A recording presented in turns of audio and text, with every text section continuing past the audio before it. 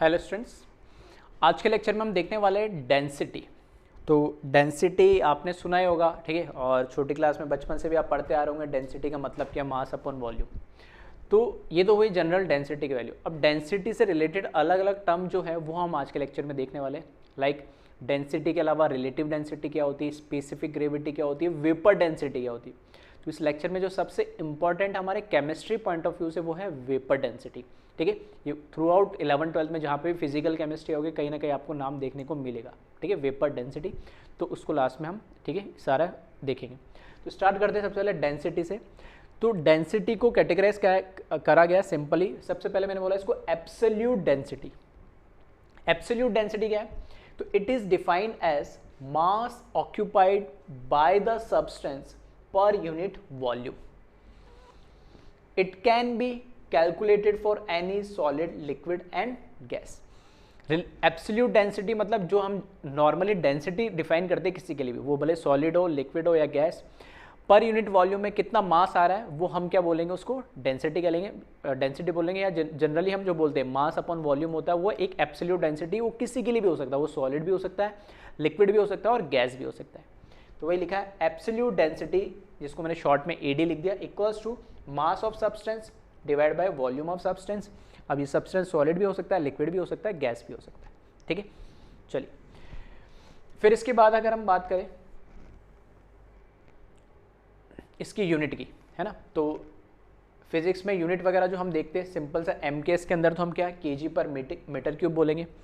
Litre में नहीं लिखा जाता, एमकेएस में आपको पता है मीटर क्यूब में लिखा जाता है, तो केजी पर मीटर क्यूब, और सीजीएस में ग्राम पर सेंटीमीटर क्यूब, और 1 सेंटीमीटर क्यूब किसके बराबर होता है, 1 ml के बराबर होता है। तो केमिस्ट्री में हम जनरली लीटर या मिलीलीटर में बात करते हैं। तो ये तो ही नॉर्मल इसकी बात है। अब रिलेटिव डेंसिटी जो है, ठीक है, पहले कौन सी पढ़ी थी हमने, एब्सोल्यूट डेंसिटी। सेकंड जो दूसरी कैटेगरी है इसकी, उसको बोलते हैं हम रिलेटिव डेंसिटी। अब नाम से आपको पता लग रहा है ये रिलेटिव डेंसिटी का मतलब क्या है। रिलेटिव का मतलब है किसी के रेस्पेक्ट में या किसी के रिलेट में, किसी के रिलेशन में। अब किसके रिलेशन में, तो अगर किसी एक सब्सटेंस की डेंसिटी में किसी दूसरी सब्सटेंस की डेंसिटी के रेस्पेक्ट में अगर कैलकुलेट कर रहा हूं तो उसको हम बोलते हैं रिलेटिव डेंसिटी। ठीक है, तो वही लिखा है। अब जो रिलेटिव डेंसिटी है, एब्सोल्यूट डेंसिटी तो हम सॉलिड, लिक्विड, गैस सबके लिए कैलकुलेट कर सकते हैं और फिक्स्ड है। जो भी हमें सब्सटेंस दे रखा है सॉलिड, लिक्विड, गैस, उसका मास और डिवाइड बाय टोटल वॉल्यूम, तो वो आ जाएगा हमारे लिए एब्सोल्यूट डेंसिटी। रिलेटिव डेंसिटी की अगर हम बात करें तो सॉलिड और लिक्विड कैलकुलेट करने के लिए रिलेटिव डेंसिटी का फॉर्मूला अलग है, तरीका अलग है, और गैसेस के लिए रिलेटिव डेंसिटी कैलकुलेट करने का फॉर्मूला है, तरीका अलग है। तो यहाँ पे वही लिखा है relative density for solid and liquid. Solid और लिक्विड के लिए दोनों के लिए सेम है फॉर्मूला या प्रोसीजर। तो यहाँ पर हम बात करने वाले सॉलिड लिक्विड के लिए। तो यहाँ लिखा है relative density for solid and liquid is defined as the ratio of density of one substance to density of another substance. तो जैसा मैंने बोला रिलेटिव का मतलब होता है किसी भी सॉलिड की डेंसिटी किसी भी सब्सटेंस, वो सॉलिड या लिक्विड हो, एक सब्सटेंस की डेंसिटी अगर कोई भी दूसरा सब्सटेंस जिसकी इच्छा है हमें इसके रेस्पेक्ट में कैलकुलेट करना है, तो दोनों का जो रेशियो होगा वही क्या हो जाएगा, रिलेटिव डेंसिटी हो जाएगा। फिर लिखा है relative density of any substance is always defined with respect to another substance. ठीक है, तो जैसे कि मैंने बताया कि रिलेटिव डेंसिटी हमेशा एक अकेले सब्सटेंस की कभी डेंसिटी नहीं हो सकती। रिलेटिव डेंसिटी का मतलब ये किसी दूसरे सब्सटेंस के रेस्पेक्ट में हम डेंसिटी कैलकुलेट कर रहे हैं। तो relative density always defined of any particular substance that is solid और liquid with respect to another substance. वो हम पे डिपेंड करता है किसके रेस्पेक्ट में हम कैलकुलेट करना चाह रहे हैं, या क्वेश्चन में पूछा गया है कि किसके रेस्पेक्ट में आपको या किस सब्सटेंस के रेस्पेक्ट में आपको रिलेटिव डेंसिटी निकालनी। ठीक है, एग्जाम्पल के लिए जैसे यहाँ पे मैंने लिखा है एग्जाम्पल के लिए relative density of substance 1 with respect to substance 2 is given by, कोई भी एक फर्स्ट सब्सटेंस है नंबर 1 दे दिया, मेरे को सब्सटेंस 1 की रिलेटिव डेंसिटी निकालनी विद रेस्पेक्ट टू सब्सटेंस 2। तो जिस भी सब्सटेंस की आपको रिलेटिव डेंसिटी निकालनी है उसकी डेंसिटी आप लिखिएगा न्यूमरेटर में, और जिस सब्सटेंस की डेंसिटी आपको निकालनी है, जिसके रेस्पेक्ट में निकालनी है, उसको लिखिएगा आप डिनोमिनेटर में। तो न्यूमरेटर में वो सब्सटेंस लिखेंगे या उस सब्सटेंस की डेंसिटी लिखेंगे जिसकी रिलेटिव डेंसिटी आपको कैलकुलेट करनी है। तो RD का मतलब रिलेटिव डेंसिटी ऑफ सब्सटेंस 1, इसकी मुझे कैलकुलेट करनी है रिलेटिव डेंसिटी फर्स्ट सब्सटेंस की, तो उसकी डेंसिटी जो नॉर्मल डेंसिटी होती है, एब्सोल्यूट डेंसिटी जो है, वो डेंसिटी लिखेंगे सब्सटेंस 1 की न्यूमरेटर में। और किसके रेस्पेक्ट में करनी है? सब्सटेंस 2 के। तो उस सब्सटेंस 2 की एब्सोल्यूट डेंसिटी जो नॉर्मल डेंसिटी है वो हम कहाँ पे लिखेंगे? डिनोमिनेटर में। इन दोनों का जो रेशियो हो जाएगा वो हो जाएगा relative density of substance 1। For example अगर क्वेश्चन ऐसा होता है कि आप calculate relative density of substance 2 with respect to substance 1, तो बस यहां पर क्या लिखेंगे? Relative density of substance 2 which is equals to density of substance 2, यहाँ पे 2 हो जाएगा जिसकी डेंसिटी आपको कैलकुलेट करनी है। किसके रेस्पेक्ट में करनी है? तो उसकी डेंसिटी इधर 1 हो जाएगा जिसके रेस्पेक्ट में कैलकुलेट आपको करनी है। ठीक है, तो सिंपल सा फॉर्मूला है। रिलेटिव का मतलब ऐसे ध्यान रख सकते हो, किसी के रेफरेंस में, किसी के रिलेशन में। चलिए नेक्स्ट पॉइंट दे रहेगा, if another substance is not given then it is assume that another substance as water. देखिए इंपॉर्टेंट है, इसको ध्यान रखिएगा। अगर कभी भी आपको रिलेटिव डेंसिटी कैलकुलेट करने को आ गई है या पूछा गया क्वेश्चन में, तो आपको हमेशा गिवन दे रखा होगा सॉलिड और लिक्विड के केस में कि इस सब्सटेंस की रिलेटिव डेंसिटी कैलकुलेट कीजिए इस सब्सटेंस दूसरे सब्सटेंस के रेस्पेक्ट में। अगर कई बार बोल दिया कि आप सब्सटेंस 1 की रिलेटिव डेंसिटी कैलकुलेट करो और सब्सटेंस 2 मेंशन ही नहीं किया, तो उसका मतलब कि एब्सोल्यूट डेंसिटी पूछा? नहीं, बिल्कुल नहीं। ठीक है, ध्यान से सुनना, क्वेश्चन इस तरीके से है, calculate relative density of, for example calculate relative density of substance 1 with respect to substance 2। तो ये क्लियर है क्वेश्चन, कोई दिक्कत नहीं। फिर एक क्वेश्चन आया, calculate relative density of substance 1, बस इतना ही दे रखा। इसका मतलब क्या? सब्सटेंस 2 नहीं दे रखा तो क्या करें? तो अगर ऐसा रिलेटिव डेंसिटी बोल दिया उसने तो ऑलवेज से किसी के रेस्पेक्ट में निकालनी। लेकिन अगर सब्सटेंस 2 उसने मेंशन नहीं करा, गिवन नहीं दिया है, तब हम उस केस में सब्सटेंस 2 को बाय डिफॉल्ट अज्यूम कर लेंगे वो सब्सटेंस 2 क्या होगा? वाटर।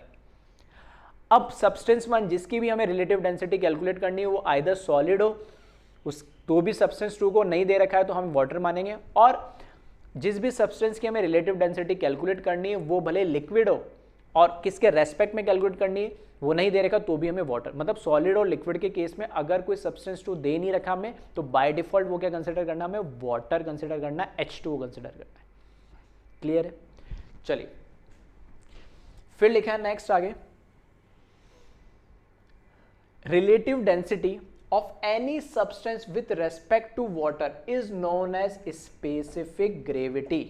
ठीक है, फिर एक नया टर्म आ गया, ये टर्म आपने हो सकता है कई बार सुनाओ, स्पेसिफिक ग्रेविटी। स्पेसिफिक ग्रेविटी क्या होता है? फिजिक्स में जनरली यूज होता है, केमिस्ट्री में इतना यूज नहीं। स्पेसिफिक ग्रेविटी का मतलब ही यही है कि किसी भी एक सब्सटेंस की relative density with respect to always water अगर लिखा है हमने तो वो उस सब्सटेंस की क्या कहलाएगी? उसका रिलेटिव डेंसिटी को हम क्या बोल देंगे? स्पेसिफिक ग्रेविटी बोल देंगे। क्लियर है? तो रिलेटिव डेंसिटी आपको कैलकुलेट करनी है तो नॉर्मली तो क्या होगा? सब्सटेंस 1 और सब्सटेंस 2 दोनों गिवन होगा, और अगर रिलेटिव डेंसिटी आपको दे रखी हो सब्सटेंस 2 नहीं दे रखा तो बाय डिफॉल्ट आपको वाटर मानना है, और तब उसका नाम बदल के अब रिलेटिव डेंसिटी को हम क्या नाम दे देंगे? अगर बाय डिफॉल्ट वाटर मान लिया या वाटर दे भी रखा है तो उसका नाम हम क्या मान लेंगे? स्पेसिफिक ग्रेविटी बोला जाता है उसको। ठीक है, चलिए तो स्पेसिफिक ग्रेविटी ऑफ सब्सटेंस को हम कैसे डिफाइन कर सकते हैं? डेंसिटी ऑफ सब्सटेंस जिसकी भी हमें कैलकुलेट करनी है specific gravity divided by density of water. और जो वाटर की डेंसिटी होती है वो क्या कंसिडर करोगे?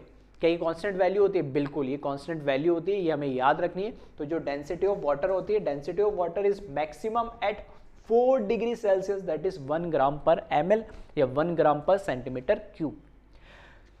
केमिकल बॉन्डिंग जो आपका फूड चैप्टर है उसके अंदर हम पढ़ेंगे हाइड्रोजन बॉन्डिंग, और हाइड्रोजन बॉन्डिंग तब पढ़ेंगे तब हम यहाँ पे डेंसिटी की बात करेंगे कि टेम्परेचर वेरी होने से वाटर की डेंसिटी भी वेरी होती है। बट जब 4 डिग्री होती है, जब उसका टेम्परेचर 4 डिग्री हो जाता है पानी का, तो उसकी डेंसिटी मैक्सिमम होती है। 4 से ज़्यादा जाओगे तो भी डेंसिटी कम होगी, 4 से कम जाओगे तो भी डेंसिटी कम होगी वाटर की। तो 4 डिग्री पे मैक्सिमम होती है उसकी डेंसिटी, और उसकी वैल्यू क्या है? कांस्टेंट है 1 ग्राम पर ml। रीज़न क्या है? ज़्यादा कम जाने पे वो केमिकल बॉन्डिंग पढ़ेंगे, लेकिन हाँ ये याद रखना जो वाटर की डेंसिटी हम कंसिडर करते हैं वो 1 ग्राम पर ml कंसिडर करते हैं एट, और वो कौन से टेम्परेचर पे? 4 डिग्री सेल्सियस पे। केल्विन नहीं है, डिग्री सेल्सियस पे। ठीक है, चलिए तो ये तो हुई सारी बातें किसके लिए? रिलेटिव डेंसिटी के लिए, सॉलिड और लिक्विड के लिए। तो इतना आप पहले क्या करिए, इसको कॉपी कर लीजिए स्टार्टिंग से। तो सबसे पहले तो हमने किसकी बात करी थी, डेंसिटी की, और डेंसिटी में भी क्या, एब्सोल्यूट डेंसिटी। ठीक है, इतना कॉपी करें।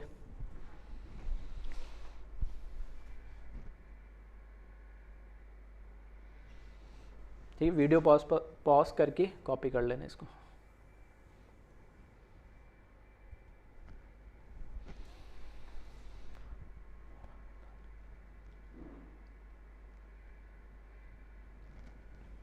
देन रिलेटिव डेंसिटी की बात,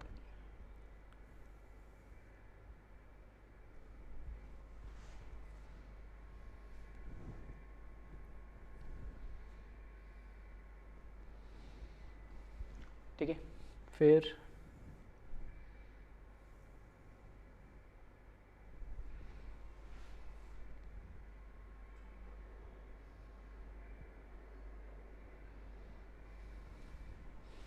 चलिए, देन लास्ट में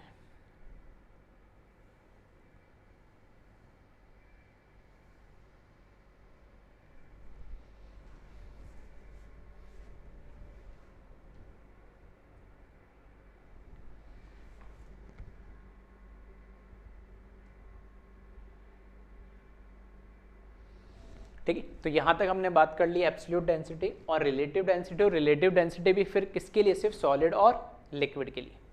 अब बात करते हैं हम रिलेटिव डेंसिटी गैस के लिए क्या होगी। तो गैस की यहाँ पर हम बात करते हैं, तो यहाँ पे लिखा फॉर गैसेस, सॉलिड लिक्विड के लिए एक तरीका है रिलेटिव डेंसिटी कैलकुलेट करने का और गैस का अलग है। तो गैस के लिए लिखा है relative density for gases is defined as the ratio of density of any gas to the density of another gas। तो रिलेटिव डेंसिटी का मतलब तो सेम ही है, अब वो सॉलिड हो, लिक्विड हो या गैस हो, लेकिन अलग अलग क्यों कैटेगराइज करा, उसका रीज़न है वो अभी बताऊंगा। हाँ, अगर रिलेटिव डेंसिटी गैस बोला है तो क्योंकि सॉलिड और लिक्विड के केस में क्या है, ऊपर न्यूमरेटर में मतलब रिलेटिव डेंसिटी सॉलिड की हो सकती है, तो बोल सकता है विद रिस्पेक्ट टू क्या है, कोई लिक्विड भी दे देगा, या कोई लिक्विड दे दिया तो विद रिस्पेक्ट टू कोई सॉलिड भी दे देगा, तो वो डिपेंड करता है क्वेश्चन पे। लेकिन अगर हम गैस की रिलेटिव डेंसिटी की बात करेंगे तो हमेशा एक गैस की रिलेटिव डेंसिटी हमेशा दूसरे गैस के रेस्पेक्ट में बात की जा सकती है, लिक्विड या सॉलिड नहीं हो सकता, इसलिए इसको अलग रखा गया है। ठीक है, तो जिस भी गैस की आपको रिलेटिव डेंसिटी कैलकुलेट करनी, उसकी डेंसिटी एब्सोल्यूट डेंसिटी न्यूमरेटर में लिखे, और जिसके रेस्पेक्ट में कैलकुलेट करनी उसकी एब्सोल्यूट डेंसिटी या नॉर्मल डेंसिटी हम जिसको बोलते हैं उसको डिनोमिनेटर में लिखिए। फिर लिखा है relative density of any gas is also known as vapour density, और ये सबसे इंपॉर्टेंट है वेपर डेंसिटी, है ना। तो यहां पर हमने नाम दिया, अगर relative density of any gas, ठीक है, रिलेटिव डेंसिटी है किसी भी गैस को, जैसे हमने बोला कि स्पेसिफिक ग्रेविटी क्या है, वो भी एक रिलेटिव डेंसिटी है, लेकिन कब, जब डिनोमिनेटर में डेंसिटी वाटर की आ जाए। बट अगर गैसेस की बात करें तो रिलेटिव डेंसिटी ही है वो, लेकिन उसको एक अलग नाम दिया गया है, क्या, वेपर डेंसिटी। ठीक है, वेपर डेंसिटी का मतलब क्या है, ये भी एक रिलेटिव डेंसिटी है, एक गैस की density with respect to another gas, उसको हम एक और नाम अलग दे देते हैं जिसको बोलते हैं वेपर डेंसिटी। ठीक है, तो सेम चीज़ है, बस नाम बदल दिए गए, तो थोड़ा सा नाम ध्यान रखना। तो वेपर डेंसिटी क्या सेम है, डेंसिटी ऑफ सब्सटेंस या density of any gas 1 with respect to density of another gas 2, simple सा उसको हम वेपर डेंसिटी भी बोलते हैं। ठीक है, चलिए इतना कॉपी करें, फिर आगे देखते हैं।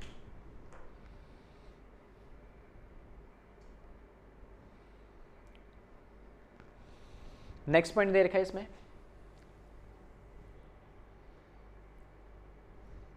ठीक है, vapour density of any gas is always defined with respect to another gas. Same चीज है, क्योंकि रिलेटिव है तो एक गैस की डेंसिटी दूसरे गैस के रेस्पेक्ट में डिफाइन होगी। एग्जाम्पल के लिए vapour density of gas 1 with respect to gas 2 is defined as, अब मैं उसको रिलेटिव डेंसिटी ना बोल के क्या नाम दे रहा हूँ, वेपर डेंसिटी, क्योंकि जब हम गैस की बात करेंगे तो रिलेटिव डेंसिटी का नाम बदल के हमने उसको क्या कर दिया, वेपर डेंसिटी कर दिया। और वेपर डेंसिटी सेम है, वेपर डेंसिटी ऑफ गैस 1 मुझे अगर कैलकुलेट करनी है तो डेंसिटी ऑफ गैस 1 न्यूमरेटर में लिखेंगे और डेंसिटी ऑफ गैस 2, क्योंकि 2 के रेस्पेक्ट में हमें वेपर डेंसिटी कैलकुलेट करनी है। सेम है जैसे हम रिलेटिव डेंसिटी कैलकुलेट कर रहे थे सॉलिड और लिक्विड के लिए, बट गैस के केस में दोनों ही न्यूमरेटर डिनोमिनेटर में दोनों कैसे होंगे, गैस होंगे। ठीक है, चलिए इसको भी कॉपी करें।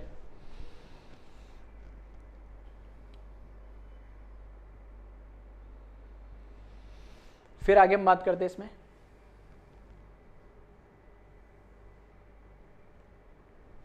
Vapour density calculated at same temperature and pressure for both gases. ये कंडीशन है, इसको ध्यान रख लेना कि जो वेपर डेंसिटी है, वेपर डेंसिटी जब आप कैलकुलेट करो तो जो दो गैसेस की डेंसिटी हमने इंडिविजुअली कैलकुलेट करी है ना, क्योंकि टेम्परेचर चेंज होने से डेंसिटी तो चेंज हो जाती है, तो गैस 1 और गैस 2 की जो डेंसिटी हमने कंसिडर करी है, तो वो जब हमने डेंसिटी कैलकुलेट करी गैस 1 के लिए, उसका जो टेम्परेचर प्रेशर था वो वही सेम होना चाहिए किसके लिए, गैस 2 के लिए, जहाँ उसकी मैंने डेंसिटी कैलकुलेट करी है सेम टेम्परेचर और प्रेशर पे। फॉर एग्जांपल मैंने रूम टेम्परेचर 25 डिग्री और एटमॉस्फेरिक प्रेशर जो हमारा होता है 1 atm, 25 डिग्री और 1 atm पे गैस 1 की डेंसिटी कैलकुलेट करी, तो 25 डिग्री और 1 atm पे ही गैस 2 की क्या करूंगा मैं, डेंसिटी कैलकुलेट करूंगा। इसका मतलब ये है सेम टेम्परेचर, क्योंकि टेम्परेचर या प्रेशर चेंज होगा तो डेंसिटी चेंज हो जाएगी। If another gas is not given then consider hydrogen gas. फिर से वही कहानी, जैसे हमने रिलेटिव डेंसिटी सॉलिड और लिक्विड के लिए बोला कि अगर सब्सटेंस 2, डिनोमिनेटर में जो सब्सटेंस 2 किसके रेफरेंस में कैलकुलेट करनी है, अगर नहीं दे रखा है तो बाय डिफॉल्ट हम हमेशा क्या कंसिडर करते हैं, वाटर। इसी तरीके से गैसेस के केस में भी हो सकता है कि दूसरी गैस दे रखी हो, लेकिन अगर दूसरी गैस नहीं दे रखी हो तो बाय डिफॉल्ट फिर हम किसको कंसिडर करते हैं, हाइड्रोजन गैस को कंसिडर करते हैं। ठीक है, किसको कंसिडर किया जाता है यहाँ पे, बाय डिफॉल्ट H2 मतलब हाइड्रोजन गैस को कंसिडर किया जाता है अगर दूसरी गैस मेंशन नहीं है और वेपर डेंसिटी किसी गैस की आपसे पूछ ली। Calculate vapour density of oxygen gas with respect to nitrogen gas. कोई दिक्कत नहीं है, ऊपर ऑक्सीजन की डेंसिटी, नीचे नाइट्रोजन की डेंसिटी। बट क्वेश्चन आ गया calculate vapour density of helium gas, लेकिन वेपर डेंसिटी बोला है तो रिलेटिव डेंसिटी है, मतलब किसी के रेस्पेक्ट में तो कैलकुलेट करनी है, लेकिन गैस दे ही नहीं रखी तो क्या करें, तो बाय डिफॉल्ट जो गैस होगी जिससे हमें डिनोमिनेटर में डिवाइड करना होगा हीलियम की डेंसिटी को, वो क्या होगी, हाइड्रोजन गैस हो जाएगी। ठीक है, चलिए तो यहां पे लिखा है let vapour density of gas 1 with respect to gas 2। ठीक है, वो गिवन दे रखी है, तो चलो इतना कॉपी करें फिर आगे देखते हैं। इस पॉइंट को लिख ले पहले, 2 पॉइंट साथ के साथ लिखते चले।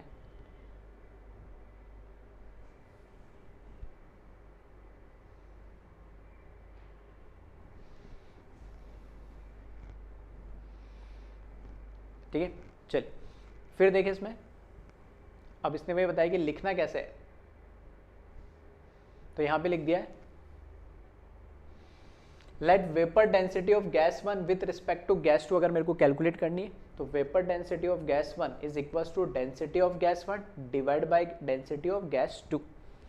ठीक है, अब डेंसिटी क्या होती है, mass of gas 1 divide by volume of gas 1। Density mass upon volume होता है, जो हमने देखा ही था, जिसको एब्सोल्यूट डेंसिटी बोलते हैं। इसी तरीके से mass of gas 2 divide by volume of gas 2। Then but volume of gas 1 और वॉल्यूम ऑफ गैस 2 अगर हमने क्या, अब देखो सीधी सी बात, अगर मेरे को डेंसिटी कैलकुलेट करनी है दो गैसेस की, तो क्या अलग अलग थोड़ी करूंगा। मैंने क्या बोले, 1 लीटर कंटेनर लिया, ठीक है, फॉर एग्जांपल के लिए 1 लीटर या 1 कंटेनर लिया, उसमें मैंने गैस का कुछ मास, गैस डाली कुछ, 1 लीटर में कितनी गैस आ रही है, तो वो मास अपॉन वॉल्यूम क्या आ जाएगा, उसकी डेंसिटी। उसी 1 लीटर में मैंने दूसरी गैस डाली कि 1 लीटर में कितनी गैस आ रही है, तो वो उस दूसरी गैस का क्या हो जाएगा, सॉरी डेंसिटी हो जाएगी उसकी। तो बात ये, जब आप डेंसिटी कैलकुलेट करोगे तो दो गैस का वॉल्यूम तो सेम लोगे, वॉल्यूम सेम लोगे तभी तो पर यूनिट वॉल्यूम के, हम क्या बोलते हैं डेंसिटी क्या, मास पर यूनिट वॉल्यूम। कोई भी यूनिट, 1 लीटर नहीं, कुछ भी लो, आधा लीटर लो, 1 ml लो, 10 ml लो, 1000 लीटर लो, कुछ भी लो, लेकिन वो दोनों के लिए वॉल्यूम तो फिक्स रखोगे, कुछ पर लीटर पर यूनिट के लिए डिफाइन करोगे। तो दो गैसेस के लिए वॉल्यूम तो क्या हो गया, फिक्स हो गया। अब उस फिक्स वॉल्यूम में कितनी गैसेस आ सकती है, तो वो हम उसकी डेंसिटी कैलकुलेट कर लेंगे। ठीक है, तो वही लिखा है कि जो दो गैसेस है उन दोनों गैसेस के क्या होंगे, वॉल्यूम तो क्या होंगे, सेम होंगे। अब ध्यान से समझना क्या है, जब दोनों वॉल्यूम के गैसेस सेम हो गए, तो लास्ट लेक्चर में हमने पढ़ा था क्या, गैल-लुसैक्स लॉ और एवोगैड्रो लॉ। दोनों ही लॉ में हमें यह पता लगा था कि अगर गैसेस रिएक्शन हो रही है, या गैसेस की अगर हम बात करें तो गैसेस के अगर मोल्स सेम है तो वॉल्यूम भी उनके क्या होंगे, सेम होंगे। वाइस वर्सा, अगर दो गैसेस के मोल सेम, वॉल्यूम सेम है तो उनके मोल्स भी क्या हो जाएंगे, सेम हो जाएंगे। ठीक है। अगर दो गैसेस के वॉल्यूम सेम है तो उनके मोल सेम हो जाएंगे, या दो गैसेस के मोल सेम है तो उन दोनों के वॉल्यूम भी सेम हो जाएंगे। हालांकि उससे भी कर सकते हो और वैसे भी समझ सकते हो, जैसा अभी मैंने सिंपल वे में समझाया डेंसिटी वाला है, कि एक फिक्स्ड वॉल्यूम ले लो आप, उसमें दो गैसेस डाल लो और उनकी डेंसिटी कैलकुलेट कर लो। तो इसका वॉल्यूम ऑफ गैस 1 और वॉल्यूम ऑफ गैस 2, क्योंकि ये दोनों इक्वल हो जाएंगे तो ये दोनों क्या हो जाएंगे, कैंसल आउट हो जाएंगे। ठीक है, तो बचेगा क्या, सिर्फ मेरे पास mass of gas 1 divide by mass of gas 2। तो ये फाइनल फॉर्मूला है जब आपको वेपर डेंसिटी कैलकुलेट करनी हो किसी भी गैस के लिए। जब किसी भी गैस के लिए आपको वेपर डेंसिटी कैलकुलेट करनी हो तो गैस 1 का पूरी डेंसिटी की जरूरत ही नहीं है हमें, सिर्फ वो गैस पता होना चाहिए और उस गैस का मास मुझे पता होना चाहिए। और यहाँ पे ये जो मास है ना, ये ध्यान रखना, ये कौन सा मास है, मोलर मास है, नॉर्मल मास नहीं है, या मॉलिकुलर मास है उसका। तो यहाँ मैं मेंशन कर देता हूँ मोलर मास है यहाँ पर भी, ठीक है, मोलर मास है।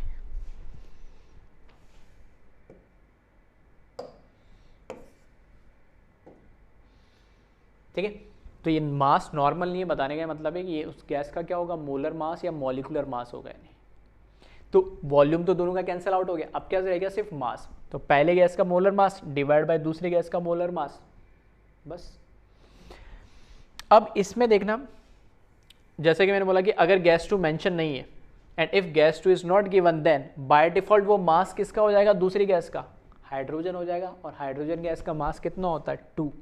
तो अल्टीमेटली फाइनल फॉर्मूला रिड्यूस होके कहाँ आ गया, वीडी का, वेपर डेंसिटी का, mass of any gas divided by 2। ठीक है, चलिए अब ये कई लोग आ गए सर मास से मोलर मास कैसे आ गया। ठीक, देखो फॉर एग्जांपल सबसे सिंपल, देखो गैस का क्या नेचर होता है, उसकी एनर्जी बहुत ज़्यादा होती है, सॉलिड की सबसे कम होती है, उससे ज़्यादा लिक्विड की, और सबसे ज़्यादा एनर्जी होती है गैस की। गैस का एक मॉलिक्यूल ले और किसी भी वॉल्यूम में डाल दो, अगर मैं 1 ml में ले रहा हूँ, एक ml में ले रहा हूँ तो 1 ml में घूमता रहेगा, तो हम बोलेंगे उसका पूरा वॉल्यूम 1 ml। अगर मैंने 1 लीटर लिया तो 1 लीटर में एक मॉलिक्यूल घूमता रहेगा, तो वो उसका वॉल्यूम। 1000 लीटर लिया, मतलब कितना भी वॉल्यूम दे दो गैस को, पूरा वॉल्यूम को ऑक्यूपाई कर लेगा, मतलब इधर उधर पूरा घूमता रहेगा। तो गैस का कोई वॉल्यूम नहीं होता, गैस का वॉल्यूम वही वॉल्यूम होता है जिस कंटेनर में हमने उसका वॉल्यूम लिया। अब इसको डेंसिटी जो मैंने समझाया तो उसी एग्जांपल से फिर से इजी कर देता हूं मैं, कि 1 लीटर का मैंने कंटेनर लिया, एक फॉर एग्जांपल एक मॉलिक्यूल मैंने CH4 का डाला उसमें और उसको वेट कर लिया, तो 1 लीटर के अंदर एक मॉलिक्यूल जो CH4 का डाला तो उसका मास क्या होगा भाई, मॉलिकुलर मास होगा ना, तो मॉलिकुलर मास डिवाइडेड बाय उस कंटेनर का वॉल्यूम, वो उसकी डेंसिटी। इसी तरीके से एक SO2 का मॉलिक्यूल ले लिया मैंने, सल्फर डाइऑक्साइड, उसका एक मॉलिक्यूल डाला, 1 लीटर के अंदर पूरा वॉल्यूम है तो यूनिट वॉल्यूम फिक्स हो गया। अब उसका मास मैंने कैलकुलेट, मास जो डाला है वो मॉलिकुलर मास हो गया उसका, तो मास अपॉन वॉल्यूम वो उसकी डेंसिटी हो गई। तो यहाँ पे जो मास है वो क्या एक्चुअल में मॉलिकुलर मास होता है। ठीक है, तो यहाँ पे लिखा नहीं है इसलिए थोड़ा कंफ्यूज ना हो, इसलिए मैं यहाँ पे लिख दे रहा हूँ। ठीक है, इसको करेक्ट कर देता हूँ थोड़ा।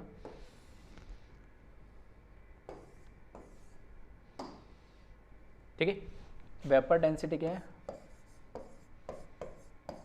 मॉलिकुलर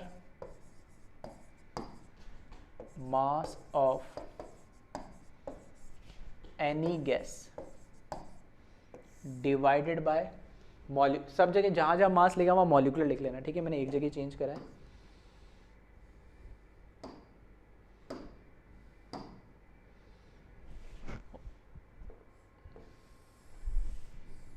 ठीक है, और फाइनल फॉर्मूला ये आ जाएगा। तो कोई भी गैस आपको दे रखी है उसका मॉलिकुलर मास डिवाइड बाय उसको क्या करो, 2 कर दो। अगर गैस गिवन नहीं है तो, क्योंकि 2 क्या है, मॉलिकुलर मास ऑफ हाइड्रोजन है। और अगर गैस गिवन दे रखी है तो जो भी गैस गिवन दे रखी है सेकंड गैस, उसका मॉलिकुलर मास से डिवाइड करो यानी। ठीक है, चलिए तो एक बार इसको कॉपी कर लें यहाँ तक, फिर से मैं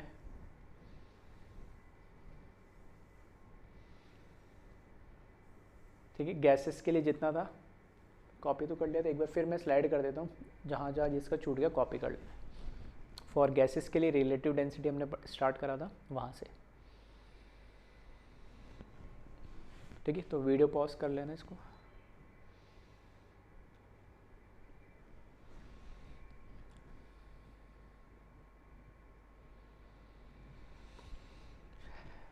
ठीक है, देन फिर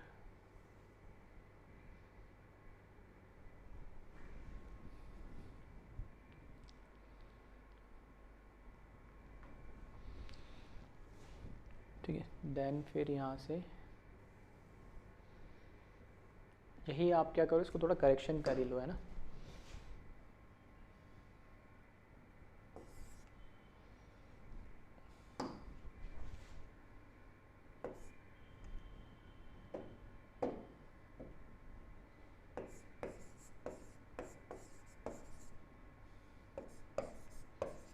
ठीक है, मोलर लिखो या मॉलिक्यूलर लिखो, सेम ही होता है।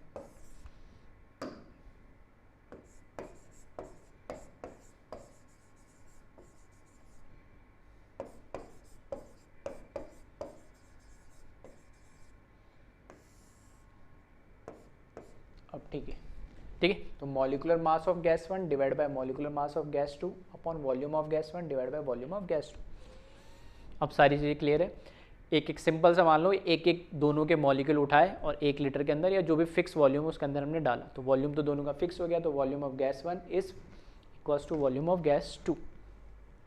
तो यहाँ से वॉल्यूम वाला टर्म कैंसिल हो जाएगा, सिर्फ क्या बचेगा हमारे पास, molecular mass of gas 1 divide by molecular mass of gas 2। इतना कॉपी करने के बाद ठीक है, और यहाँ पर भी चलो इसको चेंज कर ही देते पूरा।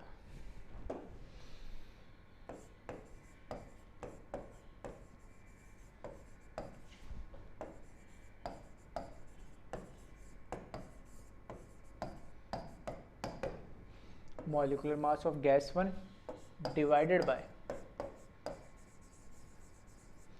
Molecular mass of gas 2। ठीक है, इसको कॉपी करें इतना।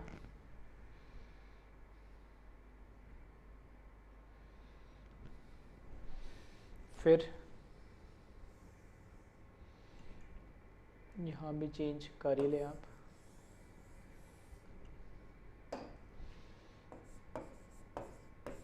ठीक है, शॉर्ट में लिख रहा हूँ, molecular mass of gas divided by molecular mass of hydrogen gas. Hydrogen जब भी हम बात करें गैस, मतलब किसकी बात हो रही है, H2 की बात हो रही है, एटम की बात नहीं हो रही। ठीक है, बार बार बोल रहा हूँ मैं कि जो भी गैस या मॉलिक्यूल नेचर में जिस फॉर्म में एग्जिस्ट करता है, स्टेबल फॉर्म में, वही उसको कंसिडर किया जाता है। तो हाइड्रोजन का मतलब डायटोमिक, H2 की बात हो रही है, अकेले एटम की बात नहीं हो रही, स्टेबल फॉर्म में H2 गैस होता है, तो उसका मास हमने यहाँ पे लिखा 2। ठीक है, तो इसको कॉपी करें। चलिए अब आगे बढ़ते हैं हम। अब कुछ नोट दे रखे हैं इंपॉर्टेंट, जिसको आप ध्यान रखिएगा। पहली बात तो vapour density of single gas, किसी भी एक सिंगल गैस की अगर आपको वेपर डेंसिटी कैलकुलेट करनी है तो उसके लिए हमने फॉर्मूला पढ़ लिया, क्या, vapour density of any gas is equals to molar mass या molecular mass of gas divide by 2। ठीक है, अगर कोई गैस गिवन नहीं है तो 2, और कोई गैस गिवन होगी तो उस गैस का मॉलिक्यूलर मास से डिवाइड कर देंगे। दूसरी चीज, अगर हमारे पास एक कंटेनर दे दे और उसमें मिक्सचर ऑफ गैसेस, 2 या 2 से ज़्यादा गैस मिक्स कर दी, और उस मिक्सचर ऑफ गैस के लिए अगर हमें वेपर डेंसिटी कैलकुलेट करने के लिए कहा गया, तब अब क्या करेंगे, तब हम क्या करेंगे, ऊपर मोलर मास तो एक सिंगल गैस के लिए होगा, जब मिक्सचर ऑफ गैसेस हो जाएगा तब हमने, ठीक है, लास्ट से लास्ट वाला, ठीक है, जहाँ पे हमने मॉलिक्यूल्स और उसके मॉलिक्यूलर मास और फिर क्या एवरेज एटॉमिक मास और एवरेज मॉलिक्यूलर मास पढ़ा था। ठीक है, वही चीज़ है, एवरेज मॉलिक्यूलर मास AMM। ठीक है, अगर मैं यहाँ बात करूँ तो यहाँ पर क्या AMM, एवरेज मॉलिक्यूलर मास की हम बात करेंगे कब, जब 2 या 2 से ज़्यादा गैस मिक्स कर दे कंटेनर में और फिर पूछो उसकी वेपर डेंसिटी बताओ। ठीक है, तो मिक्सचर ऑफ गैसेस दे रखी है और उसकी वेपर डेंसिटी पूछेगा, तो हम उन मिक्सचर ऑफ गैसेस का क्या निकालेंगे, पहले एवरेज मॉलिक्यूलर मास, और एवरेज मॉलिक्यूलर मास कैसे निकालते हैं, total mass upon total moles. हर एक गैस के मोल्स ऐड करेंगे, वो तो लिखेंगे डिनोमिनेटर में, और जितनी भी गैसेस हमें दे रखी है उनका टोटल मास कितना है, तो क्या करें, हर एक इंडिविजुअल गैस का मास निकाले, टोटल मोल इनटू कैसे, मॉलिक्यूलर मास से कर मल्टीप्लाई करके और उसको ऐड कर दें। ठीक है, तो इंपॉर्टेंट है ये, तो इसको नोट के फॉर्म में लिख ले, दोनों एक साथ इसलिए लिखे ताकि आप रिलेट कर पाओ इनको। ठीक है, तो पहला फॉर्मूला तो ये आपने पढ़ ही लिया अभी। कब? जब सिंगल गैस हुई, ठीक है। इंपॉर्टेंट क्या है यहाँ पे इंपॉर्टेंट है यहाँ पे जब सिंगल गैस हो और मिक्सचर ऑफ गैस हो तब ये फॉर्मूला लगाना है, ठीक है। तो ये कॉपी करें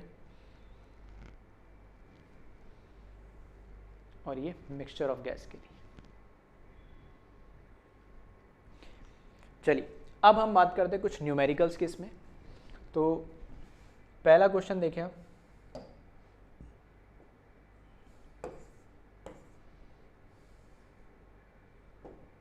ठीक है। तो फर्स्ट क्वेश्चन दे रखा है, calculate vapour density of SO2 gas with respect to CH4 gas.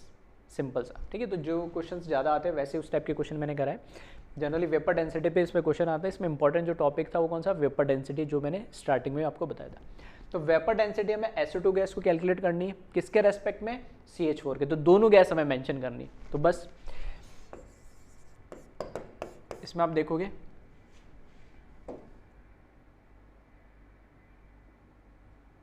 ठीक है। तो देखोगे वेपर डेंसिटी हमें कैलकुलेट करनी है, तो दोनों गैस का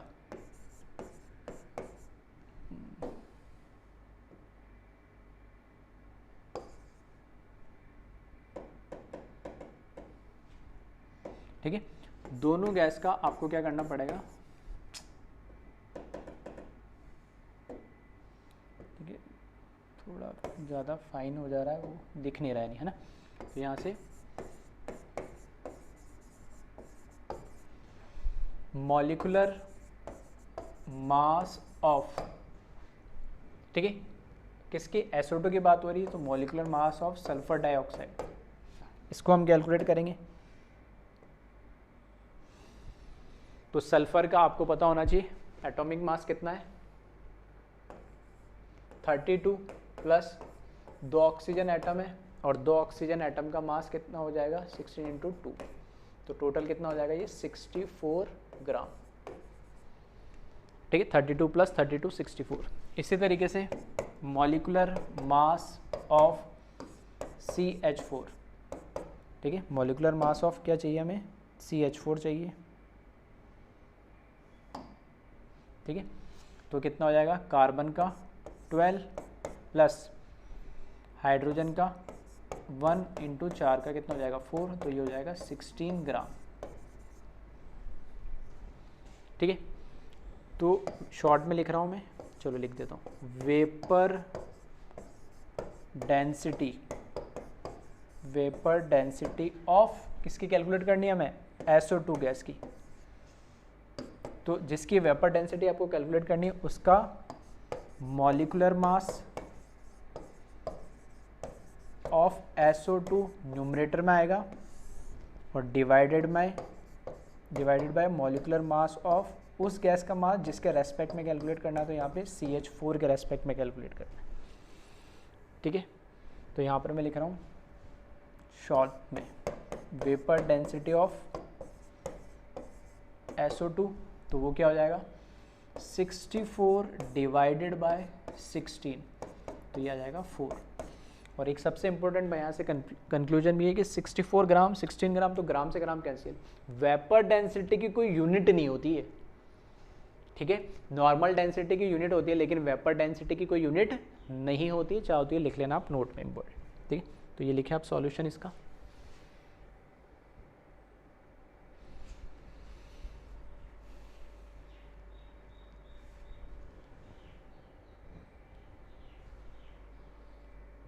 चलिए इतना कॉपी कर लिया हो,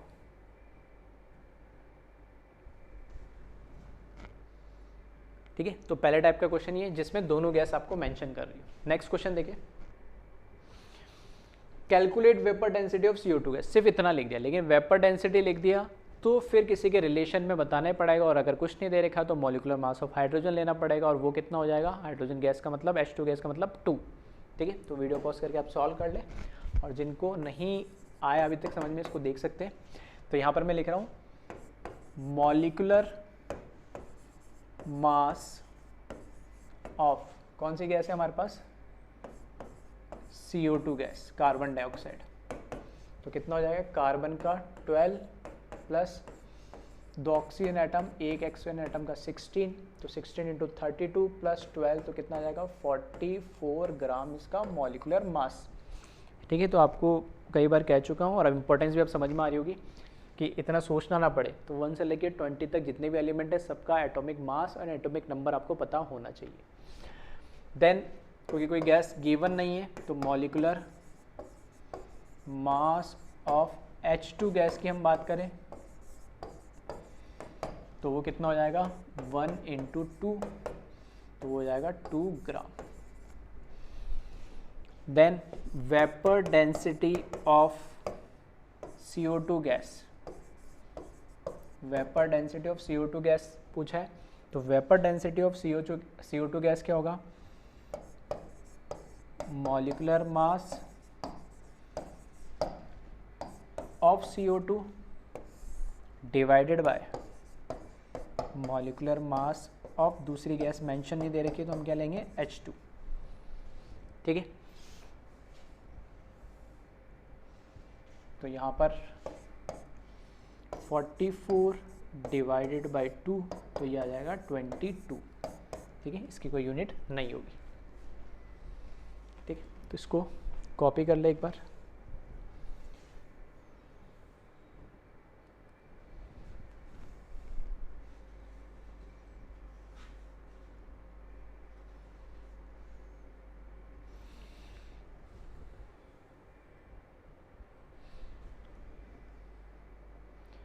चलिए एक लास्ट क्वेश्चन और देखते हैं इस लेक्चर का। Calculate vapour density of a sample containing 5 moles of O2 and 5 moles of N2 with respect to helium. ठीक है, 2-3 चीजें एक साथ आ गई। पहली बात तो एक सिंगल गैस का हमें नहीं बताना है, वेपर डेंसिटी किसकी बतानी है हमें, वेपर डेंसिटी एक सैंपल की, एक मिक्सचर की जिसमें 2 गैस मिक्स है। अब 2 गैस कितनी कितनी, तो उसने बताया कि पहली गैस के तो कितने दे रखे 5 मोल्स O2 के, और दूसरी गैस के भी कितने दे रखे 5 मोल्स N2 के, दोनों के 5-5 मोल्स दे रखे, दोनों को हमने मिक्स कर दिया। अब वो जो गैस का मिक्सचर बन गया, जो सैंपल बन गया, उसकी वेपर डेंसिटी बतानी है, लेकिन किसके रेस्पेक्ट में, हीलियम गैस के रेस्पेक्ट में। ठीक है, हीलियम गैस के रेस्पेक्ट में बतानी है। नहीं बताते तो हम हाइड्रोजन की गैस के रेस्पेक्ट में बताते, लेकिन यहाँ कह दिया हीलियम। ठीक है, तो चाहो तो आप वीडियो को पॉज करें और इसको सॉल्व करें, अगर आपको समझ में आ गया कॉन्सेप्ट, और आंसर क्रॉस वेरीफाई कर लेना। ठीक है, चलो, और जिन लोगों को नहीं आया देखे सॉल्यूशन, सॉरी,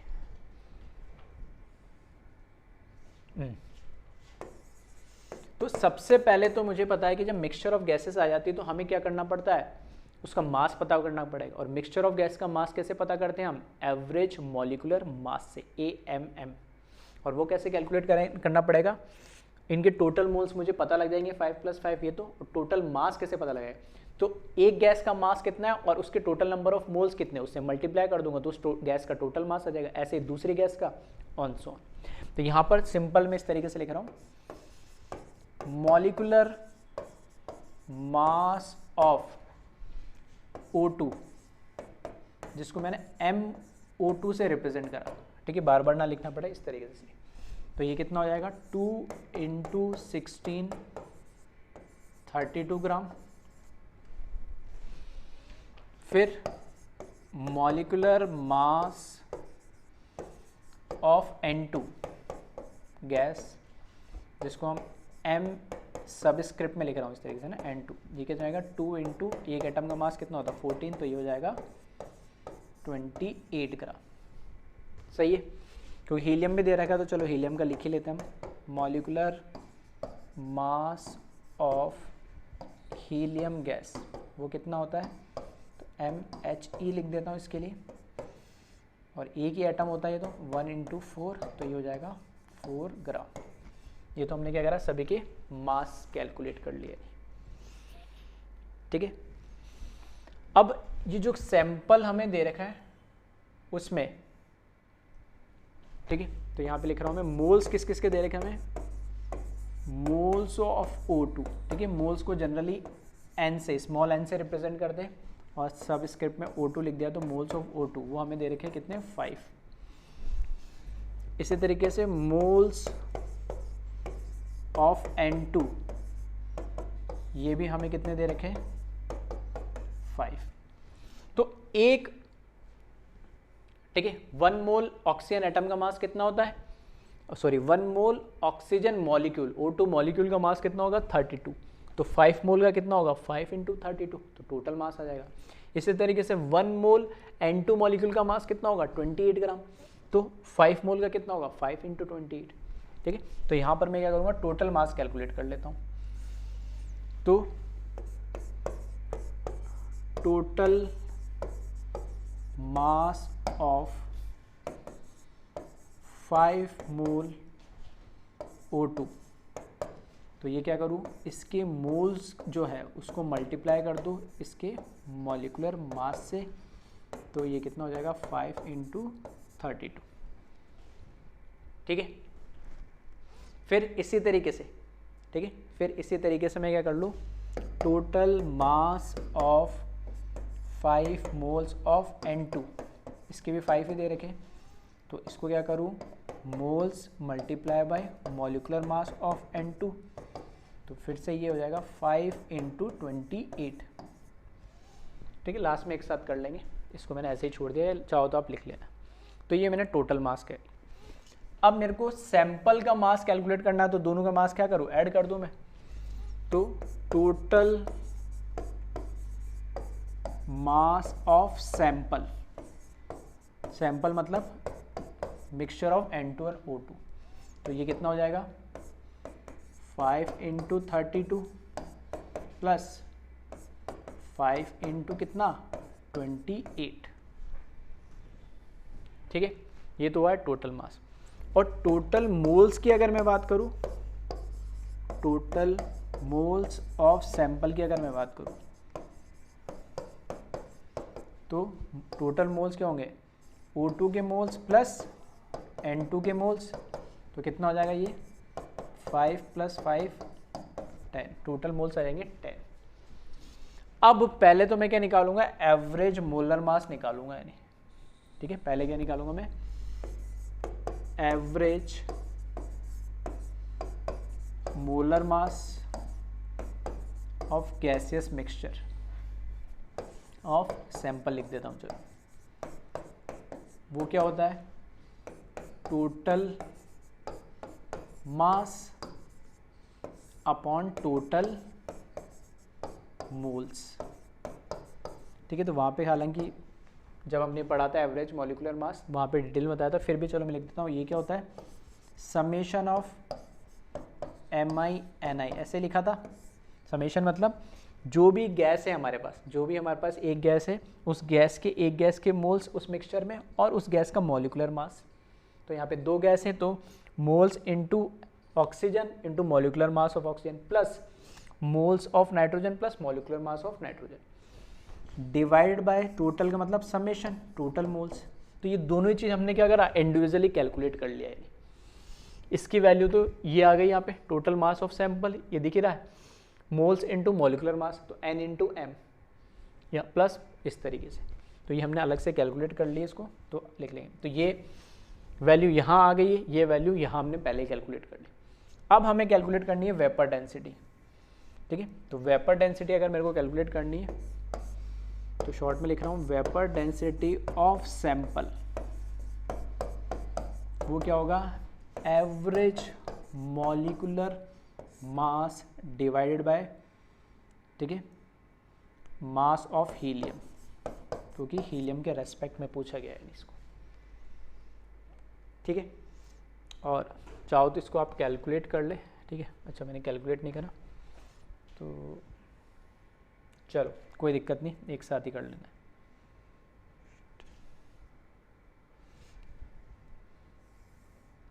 तो यहाँ पे बस आप वैल्यूज़ रखते हैं। एवरेज मोलर मास मेरे को कैलकुलेट करना है, तो इसके लिए मैं वैल्यूज़ लिख देता हूँ, कैलकुलेट आप कर लेना। 5 × 32 प्लस 5 × 28,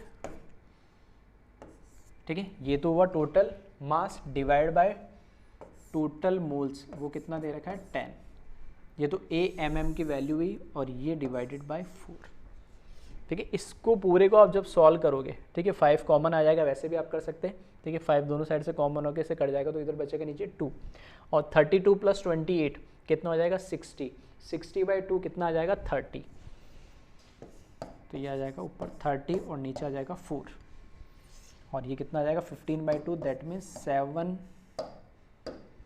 ठीक है, 7.5 इसकी वैल्यू आ जाएगी।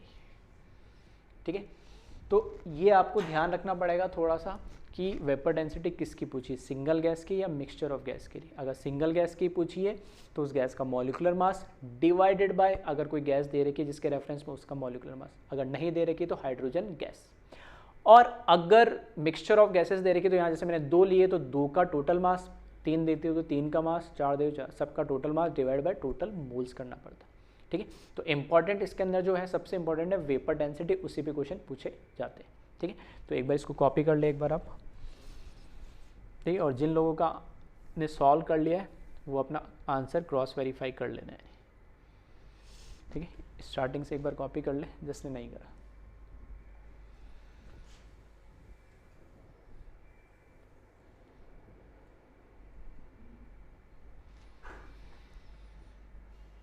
ठीक है, मेरी आदत है कैलकुलेशन में थोड़ा लास्ट में करता हूँ, अगर आपको ऐसा थोड़ा और लगता है तो आप कैलकुलेशन साथ के साथ कर सकते हैं।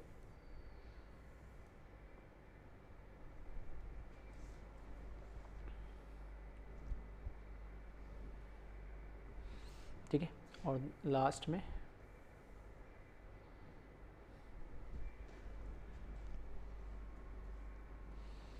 चलिए। ठीक है, तो आज के लेक्चर में सबसे इंपॉर्टेंट क्या था, वेपर डेंसिटी, उसको फिर से एक बार आप समझ लेना। ठीक है, ओके, थैंक यू क्लास।